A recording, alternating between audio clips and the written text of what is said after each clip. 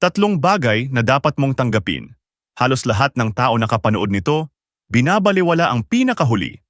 Una, ang pagpipigil sa sarili ay kalakasan at ang pagiging mahinahon ay kahusayan.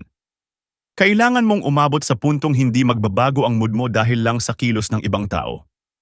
Huwag mong hayaang kontrolin ng iba ang direksyon ng iyong buhay at huwag mong hayaang ang iyong emosyon ang pumigil sa iyong katalinuhan.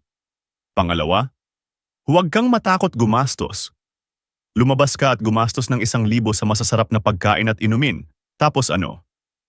Nag-enjoy ka kasama ang iyong mga kaibigan at pamilya. Gumastos ka ng 5,000 para sa pamamasyal. Tapos ano?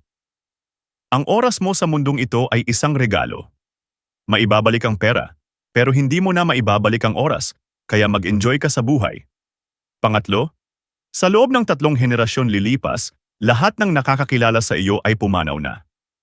Kasama rito ang mga taong nagbigay opinyon sa iyo at pumigil sa iyo sa paggawa ng mga bagay na gusto mo nang gawin noon pa man.